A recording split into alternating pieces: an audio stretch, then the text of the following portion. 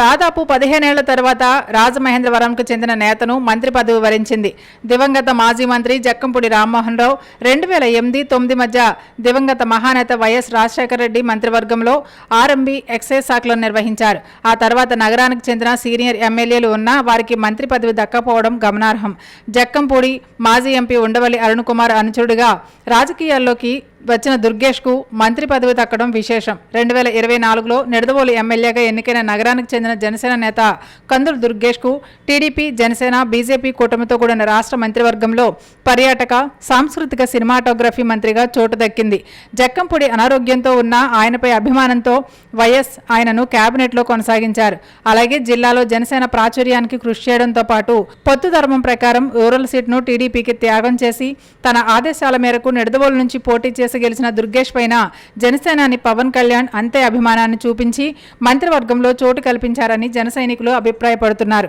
మంచి వక్తగా, అజాత శత్రువుగా పేరొందిన దుర్గేష్కు మంత్రి పదవి దక్కడంపై పార్టీలకు అతీతంగా నాయకులు, కార్యకర్తలు, అభిమానులు, ఆయన మిత్రులు ఆనందం వ్యక్తం చేస్తున్నారు.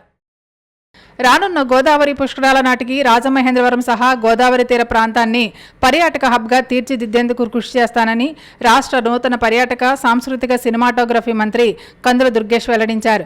జనసేన అధిపతి, ఉప ముఖ్యమంత్రి పవన్ కళ్యాణ్ ప్రాతినిధ్యం వహిస్తున్న పిఠాపురంను పర్యాటక హబ్గా అభివృద్ధి చేసేందుకు కూడా రోడ్ మ్యాప్ సిద్ధంగా ఉందని పవన్తో చర్చించిన తర్వాత కార్యాచరణ రూపొందిస్తామన్నారు.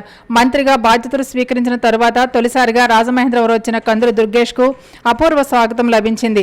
ధవళేశ్వరం బ్యారేజ్ నుంచి ఆర్ఎంబీ అతిథి గృహం వరకు జనసేన, టీడీపీ, బీజేపీ కూటమి కార్యకర్తలు, అభిమానులు ఆయనకు నీరాజనాలు పలికారు. అనంతరం ఆర్ఎంబీ అతిథి గృహంలో దుర్గేష్ విలేకరుల సమావేశంలో మాట్లాడారు. గుజరాత్, రాజస్థాన్ తరహాలో ఏపీలో పర్యాటక రంగాన్ని అభివృద్ధి చేసేందుకు కృషి చేస్తానని దుర్గేష్ చెప్పారు. కీచురాలు సినిమా తీసిన అనుభవం తనకు ఉందని, అలాగే తన నేత పవన్ కళ్యాణ్ ఒక హీరో అని, ఈ నేపథ్యంలో ఏపీలో సినిమా రంగం అభివృద్ధికి కృషి చేస్తానన్నారు. తాను పవన్ కళ్యాణ్ వల్లే మంత్రినయ్యానని దుర్గేష్ స్పష్టం చేశారు. త్వరలో తాను ప్రాతినిధ్యం వహిస్తున్న నిడదవోలులో కూడా సొంత ఇల్లు ఏర్పాటు చేసుకుంటానన్నారు. నిడదవోలు అభివృద్ధికి ప్రాధాన్యత ఇస్తానన్నారు.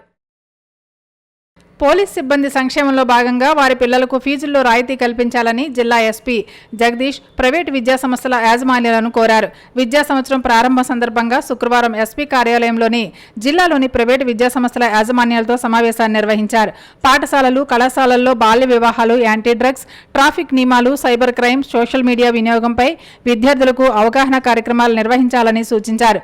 డ్రైవింగ్ లైసెన్స్ కలిగి ఉన్న విద్యార్థులు మాత్రమే కాలేజీకి బైక్పై వచ్చేందుకు అనుమతి ఇవ్వాలని, తప్పనిసరిగా హెల్మెట్ ధరించేలా తగిన జాగ్రత్తలు తీసుకోవాలని సూచించారు. స్కూల్, కాలేజీల బస్సులు, ఆటో డ్రైవర్లు ప్రతి ఒక్కరూ సరైన డ్రైవింగ్ లైసెన్స్ కలిగి ఉండేలా చూసుకోవాలని, పరిమితికి మించి విద్యార్థులను ఎక్కించకూడదని స్పష్టం చేశారు. అడిషనల్ ఎస్పీలు అనిల్ కుమార్, చెంచురెడ్డి, డీఎస్పీ డి ప్రభాకర్ తదితరులు పాల్గొన్నారు. వైఎస్ జగన్ సర్కారులో అమలు చేసిన స్పందన పేరును మార్చారు. ప్రతి సోమవారం స్పందన పేరుతో వివిధ సమస్యల పరిష్కారానికి ప్రజల నుంచి వినతులు స్వీకరించేవారు. కొత్తగా అధికారంలోకి వచ్చిన టీడీపీ కూటమి ప్రభుత్వం స్పందన పేరును ప్రజా సమస్యల ఫిర్యాదులు, పరిష్కారాల పేరిట వినతులు స్వీకరించనుంది. అయితే ఈ కార్యక్రమం ప్రతి సోమవారం కొనసాగుతుంది. ఈ మేరకు ఏపీ ముఖ్య కార్యదర్శి నీరబ్ కుమార్ మెమో జారీ చేశారు. ప్రజా వినతుల వ్యవస్థను ప్రక్షాళన చేయాలని ప్రభుత్వం నిర్ణయించింది.